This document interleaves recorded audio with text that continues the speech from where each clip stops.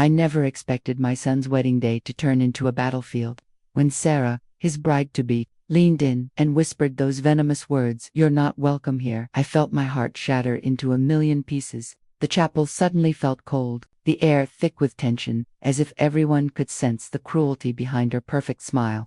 I'd spent months helping plan this wedding, pouring my heart, soul, and savings into making it the most magical day for my only child. The $42,000 I'd contributed represented years of careful saving, extra shifts at the hospital, and sacrifices I'd made as a single mother. Yet there I stood, being told I wasn't welcome at the very event I had largely funded. Something inside me snapped in that moment, not in anger, but in clarity. With trembling hands, I reached for my phone and opened my banking app. I'd always known Sarah had a different side to her than what she showed my son. Behind her angelic face and sweet voice lurked something calculating. I noticed it in the little things, how she'd forget to include me in family gatherings, how she'd subtly undermine my relationship with my son, how she'd roll her eyes when he wasn't looking. But I kept quiet for his sake, swallowing my concerns and doubts because I wanted him to be happy. Perhaps that was my first mistake. I should have trusted my instincts earlier, should have spoken up when I first noticed the red flags. Instead, I smiled through gritted teeth, wrote checks for wedding expenses, and watched as my son slowly drifted away under her influence. The rehearsal dinner the night before had been particularly telling. I was seated at the farthest table, away from the family photos, my name misspelled on the place card. Still, I convinced myself it was all unintentional, just wedding stress and oversight. My son had always been the center of my world. After his father walked out when he was just 3 years old, it was just the two of us against the world. I worked double shifts as a nurse to put food on the table, to give him opportunities I never had, to save for his college education. Every scraped knee, every school play, every heartbreak, I was there. His rock, his constant. We developed inside jokes, special traditions, a bond I thought unbreakable. I remembered how he'd bring me dandelions as a child, declaring them sunshine flowers to cheer me up after long shifts. How he'd wait up for me, no matter how late, just to tell me about his day. How proud I felt watching him graduate college, the first in our family to do so. But somewhere along the way, after meeting Sarah, things changed. The calls became less frequent, the visits shorter, the conversations more guarded. It was as if he was being slowly erased from my life, replaced by a distant, polite stranger who looked like my son. Sarah came from money, old money, the kind that whispers rather than shouts. Her parents owned half the real estate in our town, lived in a mansion with manicured gardens and staff. They looked down their noses at me from the first meeting, exchanging glances when I mentioned my job at the local hospital. How dedicated, her mother had said, in a tone that made it clear she meant something else entirely. They insisted on an extravagant wedding, one I could barely afford to contribute to, but did anyway because I wanted to show I was just as good, just as worthy. The guest list swelled to 300 people, most of whom I'd never met. The venue was changed from our local church to a historic cathedral 2 hours away. The simple celebration I'd envisioned morphed into a society event with ice sculptures and champagne fountains and a 12-piece orchestra. When I suggested scaling back, Sarah cried to my son about how I was trying to ruin her special day. He sided with her, and I wrote another check, eating ramen noodles for dinner to make up the difference. The morning of the wedding arrived, with picture-perfect weather, as if even the heavens were conspiring against me having any legitimate reason to be upset. I'd spent the previous night tossing and turning, a knot of anxiety in my stomach that I couldn't explain. My dress, a modest blue number I'd splurged on, hung on the back of the hotel room door, mocking me with its optimism. I took extra care with my makeup, trying to cover the dark circles under my eyes, the worry lines that seemed to have deepened overnight. My hands shook as I fastened my mother's pearl necklace, the only heirloom I had to pass down someday. I arrived at the venue early, eager to help, to be part of the day. But when I knocked on the bridal suite door, Sarah's maid of honor blocked my entrance. "Sarah's very stressed right now," she said with faux sympathy. "Maybe check back later." I nodded, swallowing my hurt, and wandered the halls of the venue like a ghost, belonging nowhere. I watched from a distance as Sarah's mother directed the florists, as her father joked with the groomsmen, as I was systematically excluded from every meaningful moment of preparation. I finally found my son in a side room, handsome in his tuxedo, nervously adjusting his tie. His face lit up when he saw me, a glimpse of my little boy in the man before me. We hugged, and for a moment, everything felt right again. "You look beautiful, Mom," he said, and tears sprang to my eyes. I helped him with his boutonniere, my fingers remembering how I used to button his coat on winter mornings. "I'm so proud of you," I told him, meaning every word. "I know things have been different lately, but I want you to know I'm always here for you, no matter what." Something flickered across his face, recognition, regret, I couldn't tell. But before he could respond, the door burst open. Sarah stood there in her wedding dress, a vision in white lace and cold fury. "What are you doing?" she demanded. "It's bad luck to see anyone before the ceremony." My son jumped back as if burned.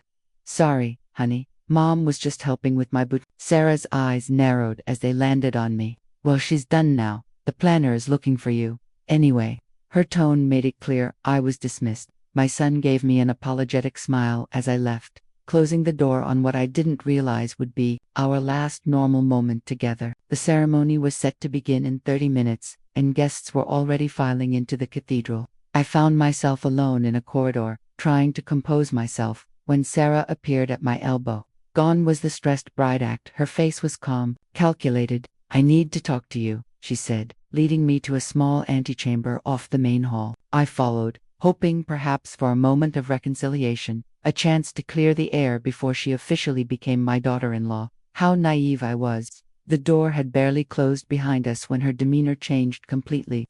"Let me make something perfectly clear," she said, her voice low and dangerous. "After today, your role in my husband's life will be minimal. No more weekly dinners. No more holiday traditions. No more calling him at all hours." I stared at her, unable to process what I was hearing. "He's my son," I finally managed to say. Sarah smiled, a cold, empty gesture that didn't reach her eyes. "And he's my husband. My family is his priority now. Not you." I felt dizzy, as if the ground was shifting beneath my feet. "We can be a family together," I said, desperation creeping into my voice. "There's room for everyone too." "You don't get it, do you?" Sarah interrupted, her voice dripping with disdain. "You're not the kind of mother I want in my life. You're embarrassing. Your clothes, your job, your little rental house.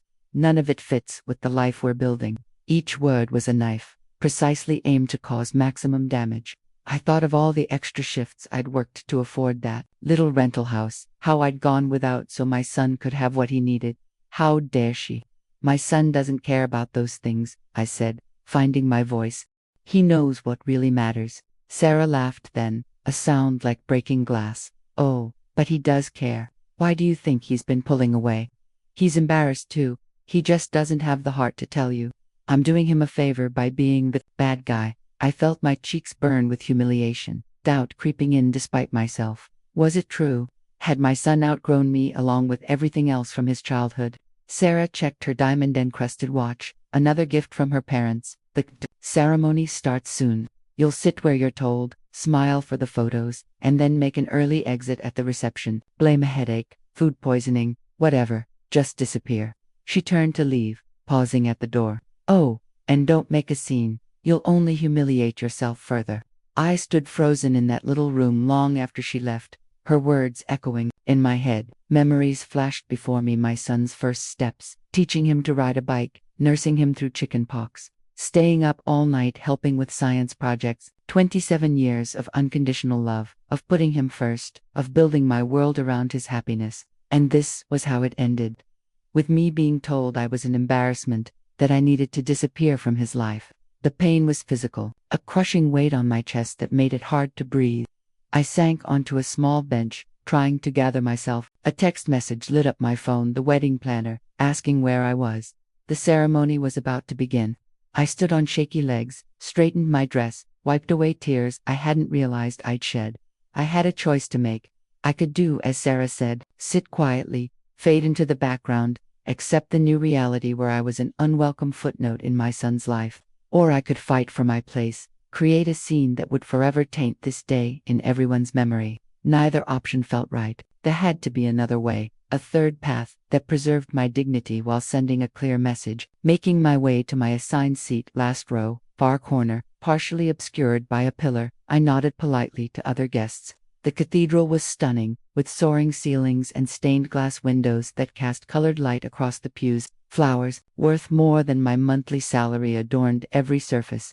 The program in my hands listed Sarah's parents as hosts, with no mention of my contribution. The slight was intentional. I was sure of it now. As the music began and the procession started, I watched Sarah's extended family walk down the aisle, followed by friends I'd never met, colleagues I'd never heard of. The bridal party came next, all her friends, none of my son's childhood buddies who'd practically lived at our house growing up. Then came Sarah, on her father's arm, looking like a princess from a fairy tale. The guests gasped at her beauty, at the cathedral-length veil and custom gown that had cost more than my car.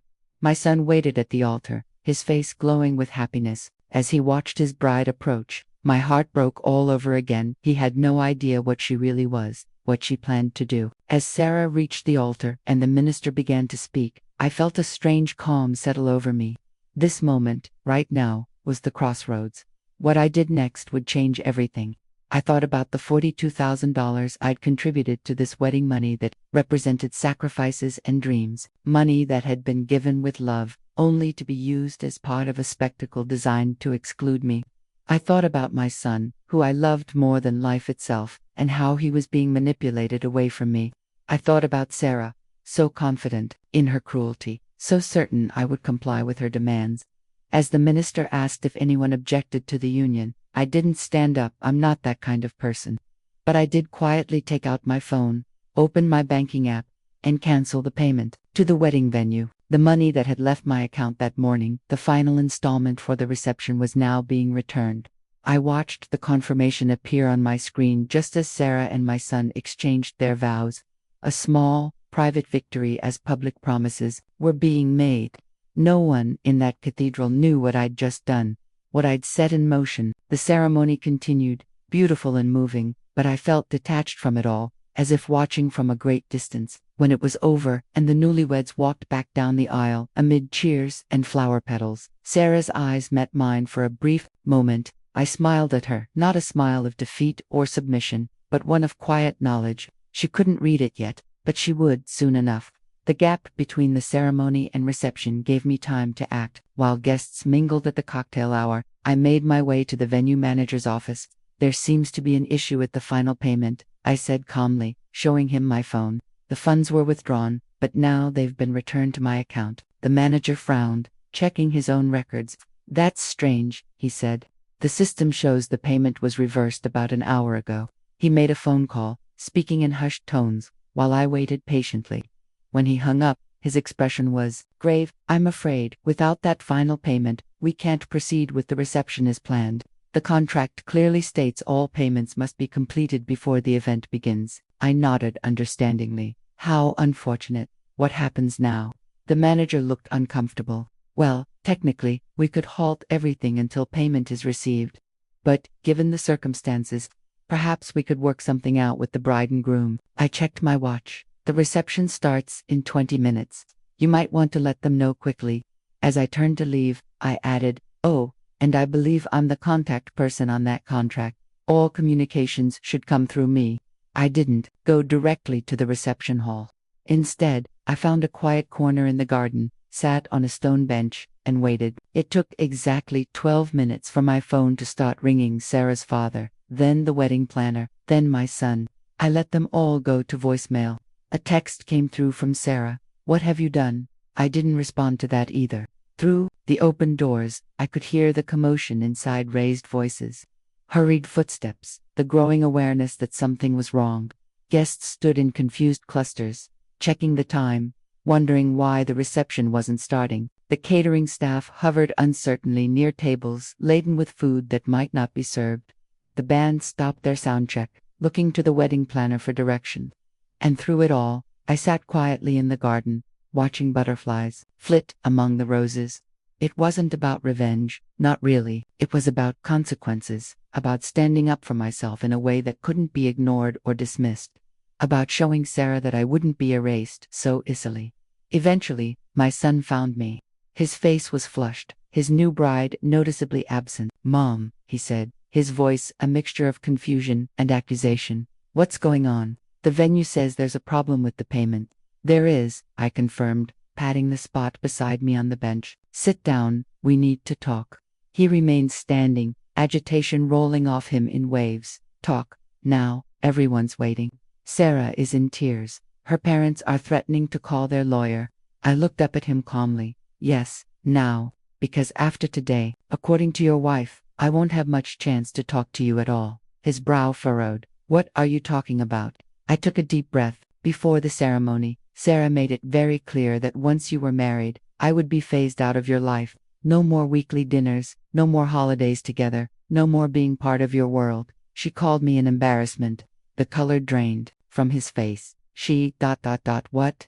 No, you must have misunderstood. I shook my head. I didn't misunderstand, son. She was very explicit. She's been working toward this for months. Surely you've noticed how I've been gradually excluded. How I'm always seated far away. How my calls go unanswered. How my suggestions are dismissed. He started to deny it, then stopped.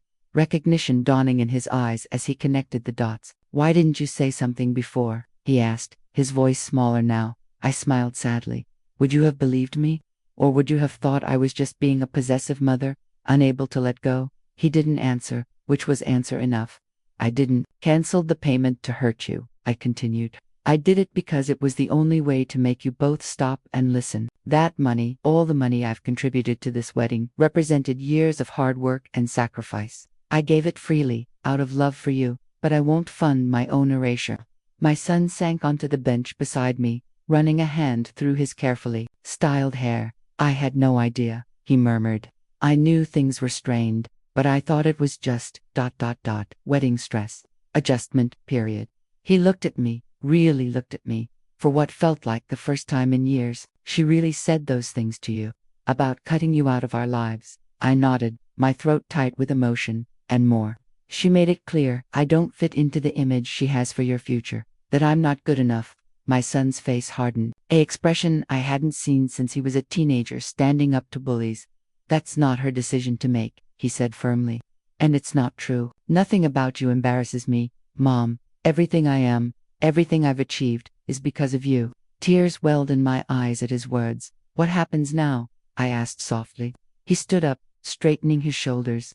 Now I have a conversation with my wife, a long overdue one. As he turned to go, I caught his hand. I can transfer the money back right now. The reception can still happen. I don't want to ruin your wedding day. He squeezed my hand.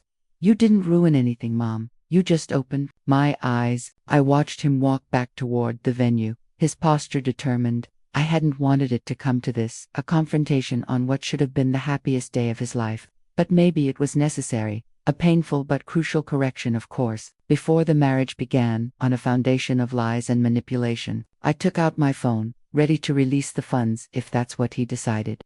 Whatever happened next, I knew we had taken the first step toward honesty, toward healing. 20 minutes later, my son returned. His tie was loosened, his expression grave but resolute. He sat beside me again, silent for a long moment. Sarah denied everything at first. He finally said, then she tried to say you misunderstood, that you were twisting her words. I nodded, having expected as much. But when I pressed her, when I really insisted on the truth, she broke. Said she was just trying to protect our new life together, that she was worried about your influence. He shook his head, disbelief evident in his gesture. Then her parents got involved. Her father suggested we just pay the venue ourselves and deal with family drama later. As if this was just some minor disagreement. My son's jaw tightened. That's when I realized this isn't just about today. This is about the kind of marriage I was walking into, the kind of family I was joining. One where money solves problems, where appearances matter more than people, where my mother could be discarded because she doesn't fit their image. He took my hand in his. I told them the wedding reception is cancelled. My breath caught in my throat. Cancelled. But all those guests, all that planning. My son smiled sadly. Some things are more important than a party, Mom, like integrity, like standing up for the people you love. He squeezed my hand. I'm not saying the relationship is over, Sarah, and I need to talk, really talk, about what happens next. But I won't start our marriage with this kind of deception. A weight lifted from my shoulders, not triumph, but relief. Relief that my son could see clearly now, that the fog of manipulation had lifted. "What did Sarah say?" I asked. "She's angry, humiliated. Her parents are livid," he replied. "But underneath all that, I think she's scared. Scared that she can't control everything, that her perfect plan is falling apart." He stood up, offering me his hand. "The guests have been told there's been a family emergency and the reception will be rescheduled. Most have left already." I took his hand, rising to my feet. "What now?" He smiled, a genuine smile that reached his eyes. "Now, I take my mother to dinner, somewhere quiet where we can talk. Just the two of us." As we walked out of the garden together, heads held high, I felt a complex mixture of emotions. Sadness for the day that should have been, for the relationship that was now in jeopardy. Relief that the truth had come to light before it was too late. Pride in my son for his strength and clarity. And a quiet determination to rebuild what had been damaged, to strengthen our bond that had wavered but never broken. The $42,000 was still in my account, money that could go toward a fresh start, perhaps. A down payment on a new chapter for both of us. Sarah and her family watched from the venue entrance as we left, their expressions a mixture of shock and anger. But I didn't feel the need to gloat or explain. The truth had done that work for me. My son's arm was around my shoulders, protective and loving, just as it had been when he was a teenager walking me home after late shifts. Some bonds can't be broken, no matter how hard others might try. Some love runs too deep to be uprooted by manipulation or money. As we reached my car, my son turned to me with tears in his eyes. "I'm so sorry, Mom, for everything." I cupped his face in my hands, this man who would always be my little boy. "It's okay," I said. "We're going to be okay." The restaurant we chose was nothing fancy, a small Italian place we'd frequented when he was growing up. The owner recognized us immediately, clapping my son on the back and bringing us a bottle of wine on the house when he heard the abbreviated version of our day. We sat in a corner booth, still dressed in our wedding finery, sharing a margarita pizza like we used to on Friday nights. The familiar surroundings and comfort food worked their magic, loosening the tension that had wound so tightly around us. "When did things start to change?" my son asked, twirling pasta around his fork. "With Sarah, I mean. When did you first notice?" I considered the question carefully, not wanting to pile on now that he was seeing clearly. "Remember that dinner, about 3 months after you started dating, when she suggested moving your dad's old record collection to the attic because it was cluttering your apartment?" He nodded slowly. "She said they were gathering dust, that I never listened to them anymore." I smiled gently. "But that wasn't true, was it? You told me just the week before how you'd been playing those records at night, feeling connected to the father you barely remembered." "I'd forgotten about that," he admitted, setting down his fork. "There were other things too small at first, then bigger. She'd check your text messages when you weren't looking, question why you needed to call me so often, suggest that my cooking wasn't sophisticated enough when you brought her for dinner." I shrugged. Nothing dramatic, nothing I could point to and say this is wrong, just a slow, steady undermining. My son ran a hand over his face. "I can't believe I didn't see it. Or maybe I did, but I didn't want to admit it." He looked at me, eyes troubled. "Why didn't you say something?" I reached across the table, taking his hand. "Because I was afraid of losing you, afraid you'd choose her, and then I'd have no place in your life at all." The truth hung between us, painful but necessary. I thought, if I just tried harder, if I just proved my worth somehow, she'd accept me. That's why I contributed so much to the wedding, even though I could barely afford it. "You shouldn't have had to do that," my son said firmly. "None of it, the money, the silent suffering, the being pushed aside. That's not what family does to each other." He squeezed my hand. "I was blind, Mom, blinded by what I thought was love, by the future Sarah represented, the connections, the status, the doors her family could open." He shook his head. "But what good is any of that if I lose the person who's always been there for me, who loved me when we had nothing?" The vulnerability in his voice brought tears to my eyes. This was my boy speaking now, not the polished man Sarah and her family had been molding.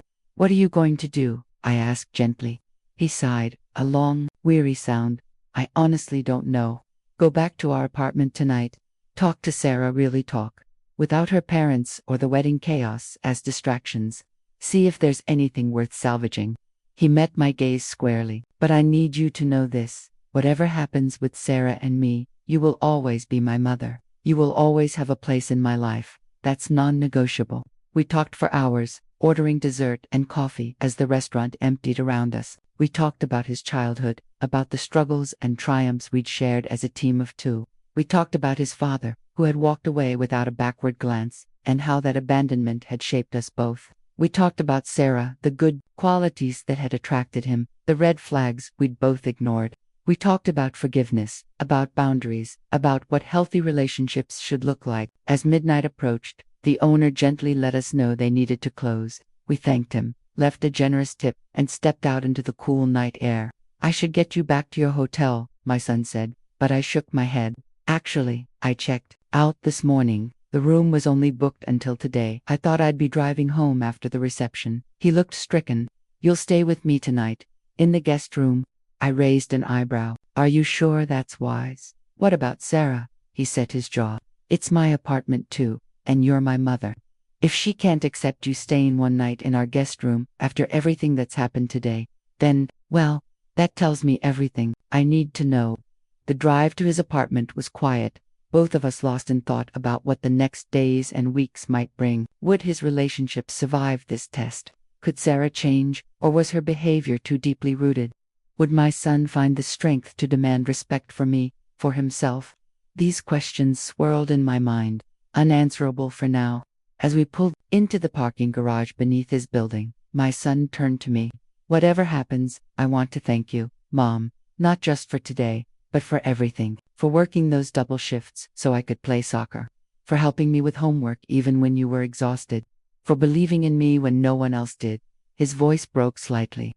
I lost sight of that for a while, but I see it clearly now. Everything I am, I owe to you. I fought back tears as I cupped his cheek. You don't owe me anything, sweetheart. I'm your mother, loving you, supporting you. That's not a debt to be repaid. It's a gift freely given. He covered my hand with his. Even so, I promise you this. You will never again feel unwelcome or unworthy in my life. Not as long as I have breath in my body. Months have passed since that wedding day that wasn't quite a wedding. My son and Sarah did try counseling, did try to rebuild on a more honest foundation. But some cracks run too deep to repair. The engagement ring was returned, the apartment lease terminated, the joint accounts separated. There was pain in the ending, as there always is, but also relief, a sense of having narrowly avoided a lifetime of subtle cruelty and exclusion. My son moved into a smaller place, closer to mine. We have dinner together every Sunday, just like we used to. Sometimes he brings a date, a woman with kind eyes and a genuine laugh who asks me questions about my job, my hobbies, my life. Sometimes, it's just the two of us, rebuilding the easy companionship that had begun to fade.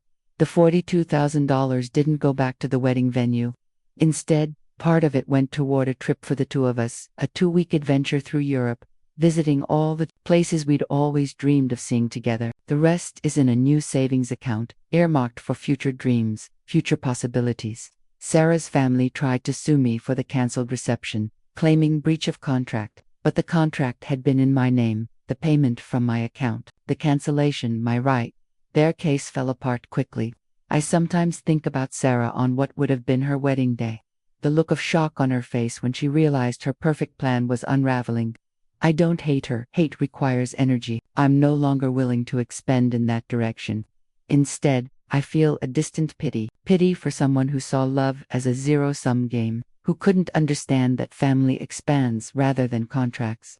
That there was room for everyone if only she'd been willing to share. I think about her parents too, who raised a daughter to believe that money and status were adequate substitutes for kindness and authenticity. What a hollow victory that must be. My son is healing, growing. The experience left its scars, but also its wisdom. He's more cautious now, more discerning about the people he lets into his heart, but he's not bitter, not closed off. If anything, he's more appreciative of genuine connections, more vocal about his feelings, more intentional with his time and energy. As for me, I've discovered a strength I didn't know I possessed, the ability to stand up for myself, to set boundaries, to believe in my own worth, even when others try to diminish it. We talk about that day sometimes, my son and I, not with regret, but with a sort of wondering amazement at how differently things might have gone.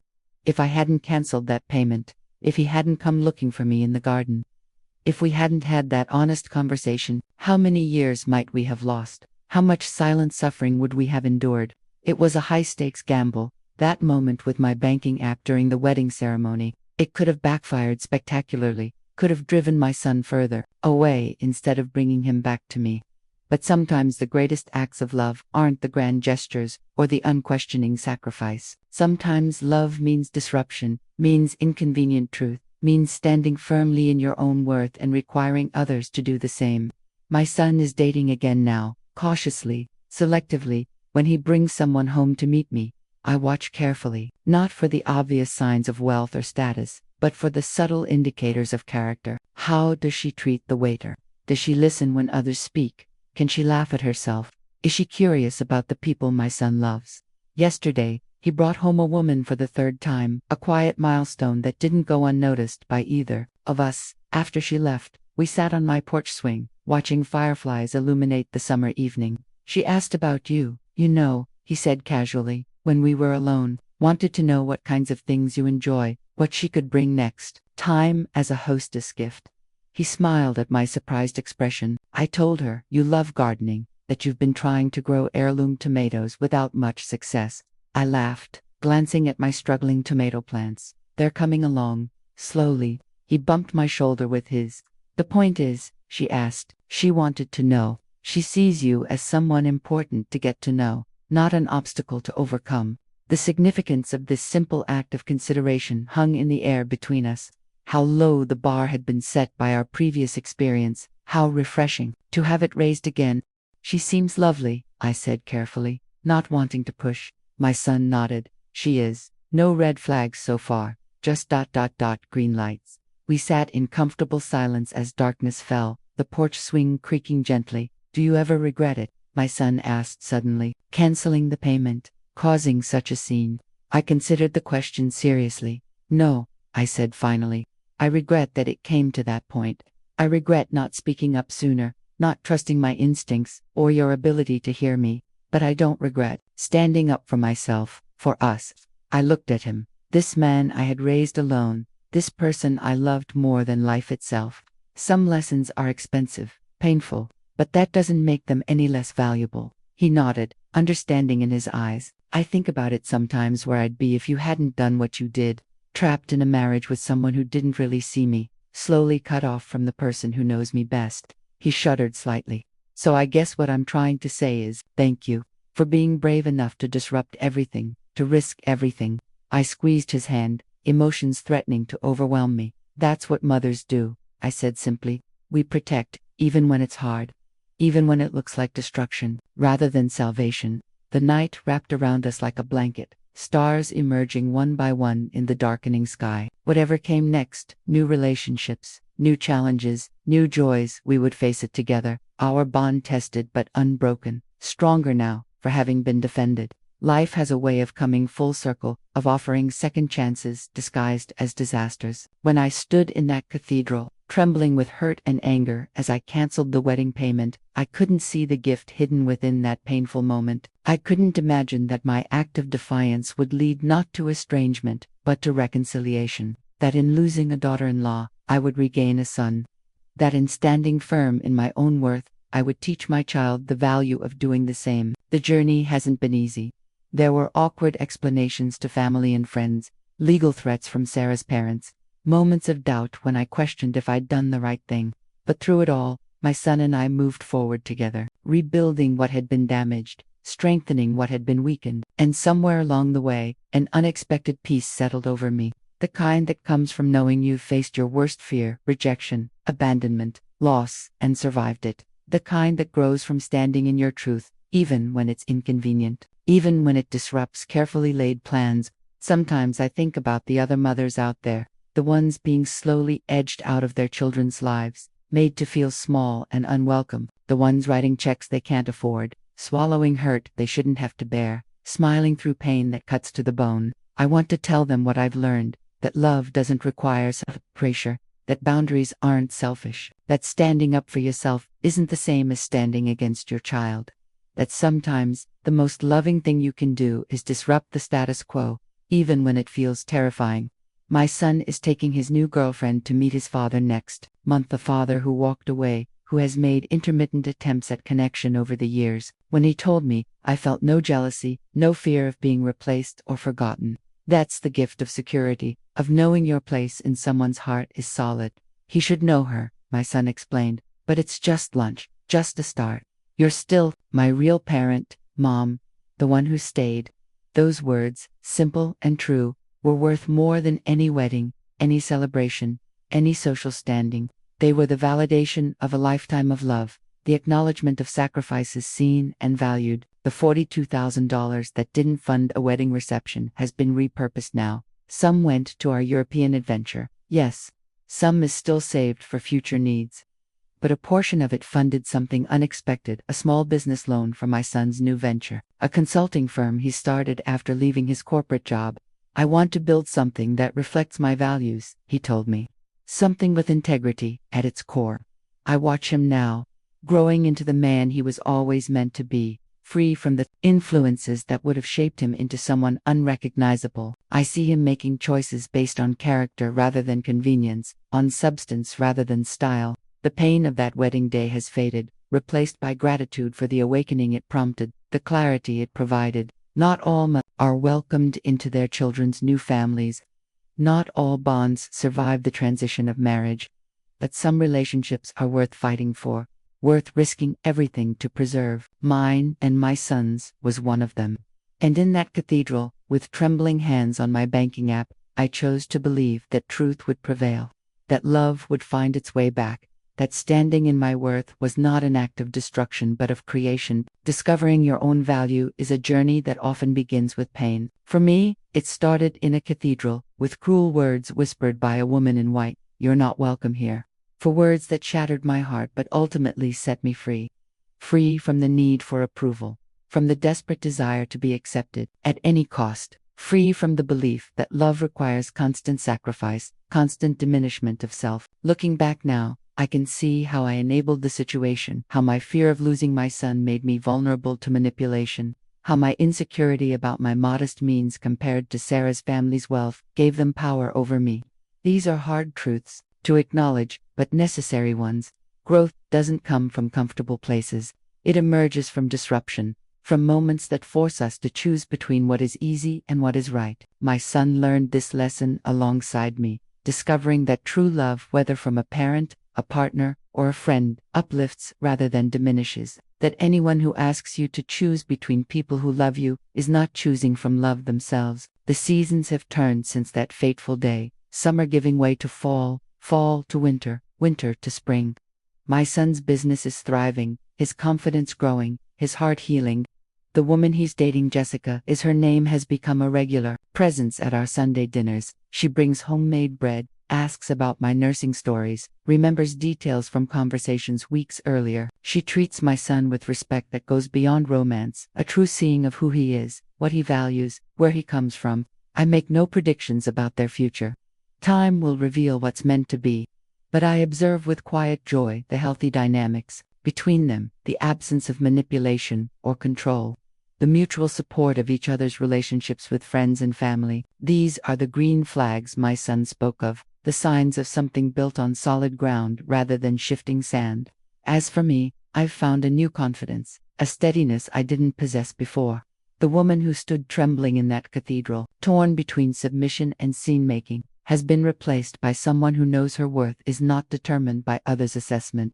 Yesterday, I received a letter handwritten, the address unfamiliar. Inside was a note from Sarah, the first communication since the legal threats had ceased months ago. "I've been in therapy," she wrote, "working to understand why I felt so threatened by you, why I needed to control everything. I don't expect forgiveness, but I wanted you to know, I recognize the harm I caused. Your son deserved better. So did you." I read the letter twice, searching for manipulation, for hidden agenda, finding none, just the simple acknowledgement, the beginning perhaps of her own journey toward authenticity. I don't know if I'll respond. Some chapters are better left closed, some bridges remain best uncrossed. but I appreciate the gesture for what it is, a confirmation that standing in your truth can cause ripples far beyond yourself, can prompt others to examine their own actions and choices. My son asked me once if I thought people could really change. Yes, I told him without hesitation. But only when they're brave enough to face themselves honestly. Only when the pain of staying the same becomes greater than the pain of transformation. There will be other weddings someday, not the ostentatious spectacle that was planned, but authentic celebrations of love that include, rather than exclude. There will be graduations and birthdays, holidays, and ordinary Tuesdays, a lifetime of moments to share with my son, with whoever he chooses to build a life alongside. I've learned to hold these possibilities lightly, to trust that what's meant to unfold will do so in its own time.